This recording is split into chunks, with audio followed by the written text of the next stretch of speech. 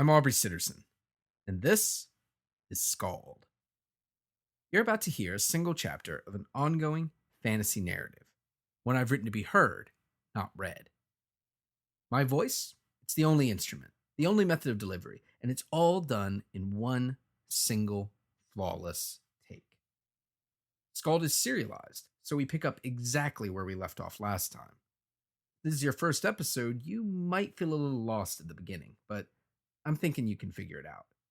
And if not, the previous episodes are all there waiting for you. This isn't me reading you a story. This is me telling you a story. This is SKALD, Part 7. You. Maul forced himself to his feet, fueled by rage, vengeance, and a refusal to be on his knees when confronted by him.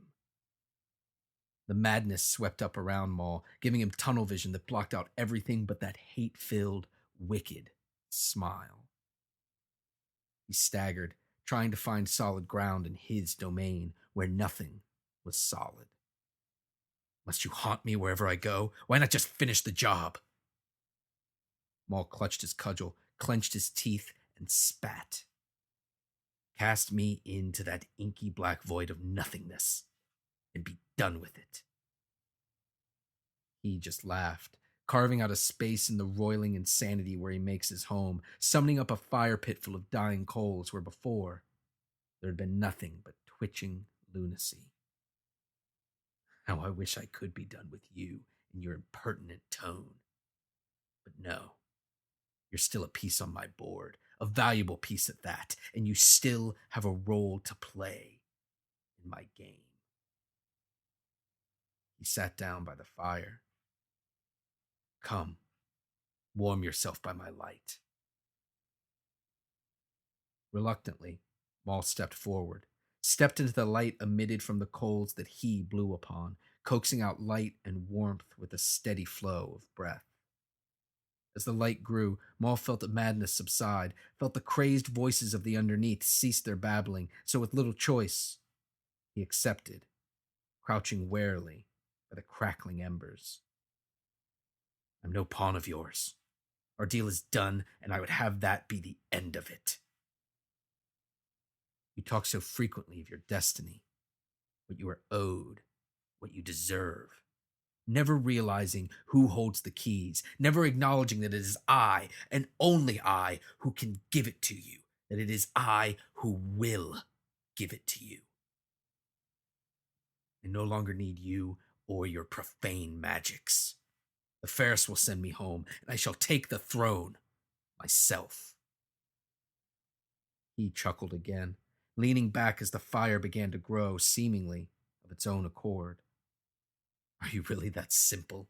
That stupid? A homecoming? Your throne? These are the smallest parts of your true destiny. Don't play dumber than you are, Maul. I know you've seen it. He lowered his brows as the rising flames licked up toward the sky, the sparks framing his grinning face. You've seen the hungry fires, the seas of ashes.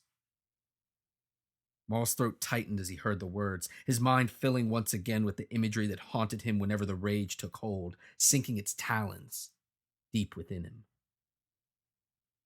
You'll bring me the fiery ruin. You'll bring me that wanton destruction, the unspeakable agony that I require. It's been part of your very nature since before you ever saw my face. He licked his lips with a long, forked tongue. I will feast upon it and be sated. Finally, Maul found his voice once again. How are you even here? The Ferris, I thought that the Ferris? You mean the anarchic, wilderness-dwelling savages who can't have a leader for more than a year before turning upon him? To whom else would they consecrate this dark cave of the self? I don't understand. They worship you? You're right. You don't understand. In one form or another, in one fashion or another, you all worship me. The flames had risen higher, completely eclipsing Maul's view of him. But every time they flickered lower, or a mysterious wind pushed them momentarily aside, Maul saw that he was not himself, or at least not a self that Maul recognized. They were just flashes, ephemeral glances at other likenesses. A goddess heavy with child, an old man with hands of stone and feet of water, a weeping boy holding a scythe, a hissing snake with the cackle of an old hag, a grinning calf with a slit throat, and more. So much more, all gloriously, divinely terrible, and terribly divine in their glory, each one of his countless, fearsome aspects. It's true. I wish you'd obeyed me from the outset, but at my age, you learn the value of patience. The flames began to die down slightly, revealing a face that was terrifying to Maul in its hateful familiarity. It growled at him in the reassuring nature of the inevitable. Before Maul could react, it was upon him. He was upon him. Maul was upon himself. He had shifted once again into the avatar that Maul, the fearless, wild savage, feared the most. Himself. This grim doppelganger leapt through the flames, his forked tongue flickering out of Maul's own mouth as he knocked the cudgel to the ground. Maul staggered backward and fell, with himself, upon himself. They were evenly matched. Blow for blow, move for move, with their worn, calloused hands wrapped tightly around one another's throats. Maul gazed into a frightful mirror image of himself, a face racked by agony, but with empty eyes that shone with his searing light. Their rage, their bloodlust, their hatred so strong that they tumbled together into the fire.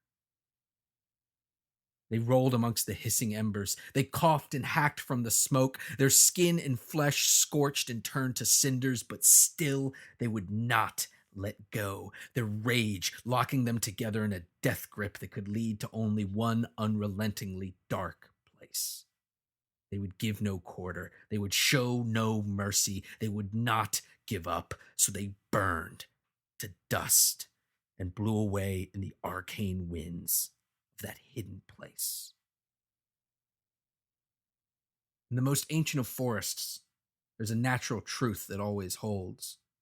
The brush must burn to protect the mighty trees that give the forests their true identity.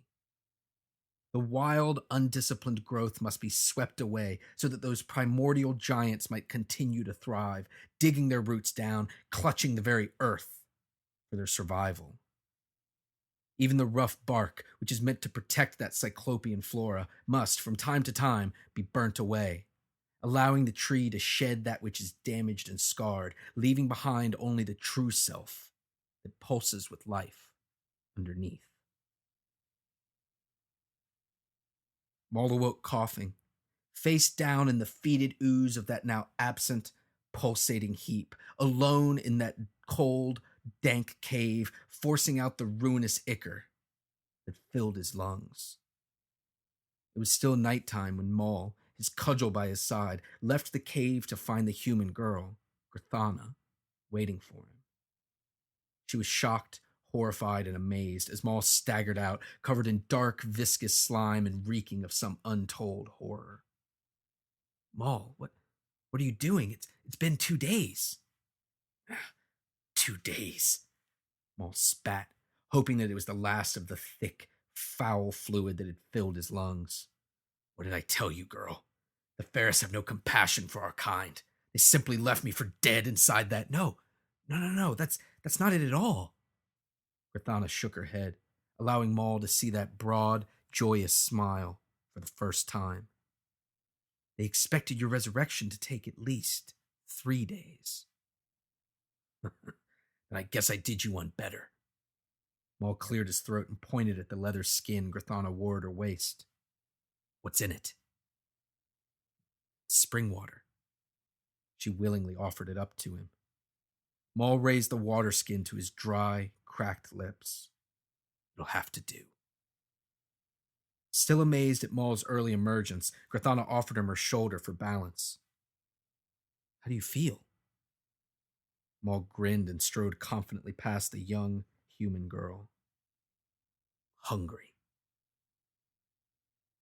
After 2 trying days inside that eldritch cave, Maul was indeed famished. But miraculously, Thorin's promise held true. He was no longer weighed down. His muscles no longer fought against some unseen adversary. The anchor had been lifted from his neck. And though his mind was still a dangerous, shattered, hostile place, he felt more himself than he had since first throwing in with him. It was early enough that the Ferris still sat at their nightly supper in the banquet hall, so Maul marched quickly through the forest to ensure he arrived before it ended. Along the way, Grithanna told him more about that mysterious cave, facts that Thorin had conveniently omitted. The cave, and whatever it contained, Grithanna claimed that even the Ferris knew not for sure, was indeed capable of curing anchor addiction, as well as other ailments of the mind, body, and soul. But it was just as likely to devour those unfortunate enough for its peculiar medicine to be their best, or perhaps only, hope.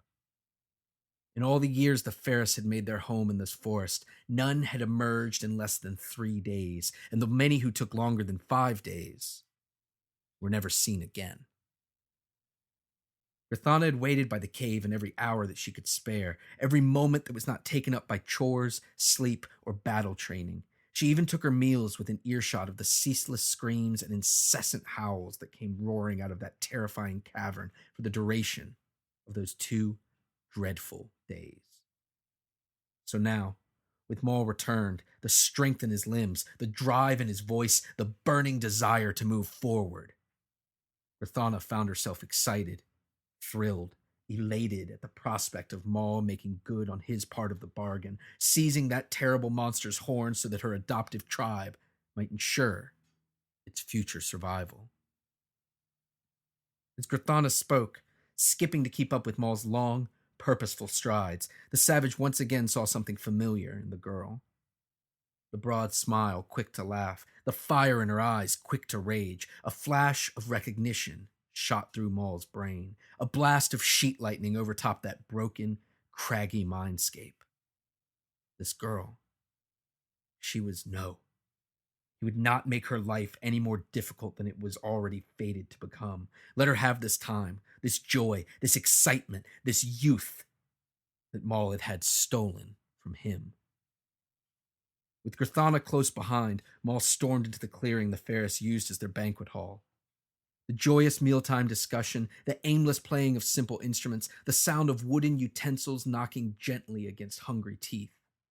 It all stopped as the assembled Farron tribes looked up this filthy, foul-smelling barbarian, who even in this battered, broken state still emitted the unassailable aura of royalty. Thorin was the first to his feet, leaving the long table at which sat the other chieftains of the Farron Confederacy.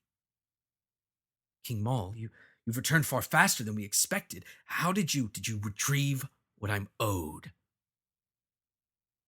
Thorin, still in shock, was unprepared for Maul's directness.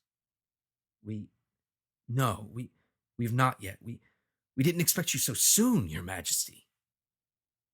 Maul glanced around the clearing, making slow eye contact with each of Thorin's fellow chieftains, aged male and female Ferris who looked truly mortified by the reeking savage casting a pall over their feast. The King of Men is through with these foul-smelling rags. You have until I'm bathed, clothed, and fed. If it's not here by then, you can fetch the monster's horn yourself and be damned for all I care. Thorin summoned 2 pretty young Farron women to his side. Put down your platters. I will serve the next course myself if I have to. Both of you, go with King Maul. Tend to all of his needs. Maul, how are you feeling? Hungry. The savage pointed at a thin, lithe male Farron carrying an earthen jug of wine. Him too. And bring the wine. Meat as well. Maul then turned back to Thorin, glaring. I will slay your monster in the morning, then be off to my home realm that very night. Now fetch me what I am owed, chieftain." Followed by his 3 attendants, Maul turned to leave, but was stopped by the waiting Grathana, the human girl who stood amazed by this mighty, noble warrior with whom she felt some unspeakable connection, who had transitioned so seamlessly from grinning walking companion to barking, growling dictator. Do you need my assistance?" Maul's scowl turned, momentarily, to a gentle smile, but it was gone in an instant. "No, girl, this isn't for you. I'll return in time. Now eat. Your trial will come soon enough, and you will need your strength." As Maul stomped out, Foran turned, frantic, to the assembled Ferris as they ate their dinner. "Greyo, put down that fork and pick up your sword. Tavik, assemble your 3 least drunk archers. We have a task in the elf realm that needs doing, and we have no time to waste." As Greyo, Tavik, and his archers scrambled to retrieve their weapons, Foran turned to the assembled chieftains. "I will be back as soon as possible, bearing that which Maul requires. Keep him here, and for the goddess's sake, don't make him angry. Even wounded, he was more a threat than we realized. Healed, I shudder to think what he might do, if provoked." With that, Foran relieved a young warrior of his short spear, then led his raiding party into the gaping trunk of a nearby oak, and they were gone. Sometime later, his body cleaned, his face shaven, his long matted hair tied into 2 thick warrior braids, rare feathers woven into them in the style of the Farron people, and with some of his many hungers sated, Maul returned to the clearing, wearing soft, supple elk leather that hugged his lean, muscular form like he had worn it all his life. Elk leather is softer, more supple than that of a cow and many other beasts as well, but that softness, that yielding, flexible nature should not be confused for weakness. In fact, the hide of an elk is much stronger than that of a simple heifer, so much stronger that far less of it must be used than leather torn from a cow. Thus, it is the strength that gives the leather its flexibility, its suppleness. That strength means there's no reason to bolster the leather, to add to it, to fearfully stack it upon itself, and instead, one may simply rely upon it. When Maul returned to the clearing, aside from the Ferris who comprised Foran's raiding party, everyone else had remained seated. Foran's warning was part of the reason, as none wished to awaken Maul's anger with an unintentional slight, such as leaving before he had eaten. It's not that they truly feared the savage. After all, the entire Confederacy had been assembled, with warriors from throughout that primeval forest come together in anticipation of their attack on their former homeland. They could put Maul down in a single, panicked heartbeat, fill him with arrows, enchanted or not, in the time it took him to raise that fearsome, knocked, blood-stained cudgel but once. But if they did, who would retrieve that monster's horn? The other reason, perhaps the largest reason why no one left the banquet, was their curiosity. They wished to know more about this savage, unhinged beast, the one that their pale-skinned rivals feared so much they tied him up for a decade, the one that remained unbroken in all that time, that raged against his fate and turned on the tyrant's ruling family, that was said to be the true king of that riotous, hate-filled world of men, that had been reborn in that dark cave of the self in a mere 2 days, the man who would be the Ferris' salvation, and if they were not careful, their ruination as well. So they watched in apprehensive, fascinated silence as Maul, accompanied by the 3 Ferris he had taken with him, marched directly for the long table of honor, the one reserved for the Confederacy's assembled chieftains, and took Foran's spot at the head, the chair meant for the elected leader hosting the feast. Maul sat down heavily in the simple wooden chair and barked, "Food, wine, now." It was the last time he would open his mouth to let anything out for the duration of his meal. Instead, that gaping maw only stretched open to allow food to pass its threshold. He shoveled sustenance into his mouth at such a rate that it was shocking even to those who had watched him eat mere days before and shared tales of it with the visiting delegations. Before, his muscles had hampered him, the anchor withdrawal hindering him, but that was the case no longer. Maul ate with both hands, only stopping with one to empty wine from Foreign's cup, which was continuously refilled by the exhausted male Farah after he had exchanged his empty earthen jug for a fresh one. The younger Ferris watched, delighted and impressed at this show of raw, unabashed hunger, a desire unhindered by concern of what others might think, of what they might say, of what they might do. Maul knew what he wanted, and he took it. He consumed it, and he enjoyed it. Shame meant nothing to one such as him. But while that shamelessness was a thing of awe to the youthful Ferris, the leaders of the Confederacy looked on in barely concealed horror. They were terrified of the appetites they saw, of the ones they suspected him to have sated in the hidden pools where he had refreshed himself, and most of all, of the appetites they didn't even know about, the ones they feared to guess at. It's one thing to want a wild beast under your command, to make plans for one, to strategize how it might be used. But it's another to hold one on a thin leash, watching as it devours everything laid before it, exhibiting the fearful lust for carnage that your plans require, but with a willfulness you had not anticipated. Suddenly, the sounds of Maul's frenzied feast were interrupted by another noise, that of the ancient oak tree, creaking and cracking as it stretched open. Maul, the assembled chieftains, and every Farah within the clearing turned just in time to see Foreign, Grayo, Tavik, and but one of his archers burst from the tree, beaten, bruised, covered in blood, eyes wide, and with their every frantic action driven by fear. Foreign, struggling to catch his breath, he screamed in terror. Quick, close it! It comes! Two nearby shamans leapt up and laid hands upon the tree, begging it to close that yawning portal, unaware of what followed Foreign and his men, but knowing full well that the aged Foreign was not a Farah to frighten easily. With roars echoing out of the tree and into the clearing, the shamans pleaded, cajoled, and demanded that the oak close itself, and the mighty tree complied. But it was too late. Though the oak had begun closing, it wasn't near fast enough. The beast burst forth, sending splinters of wood flying across the clearing. Foreign screamed again, No, get out of here! Everyone, you can't stop it! It can't be!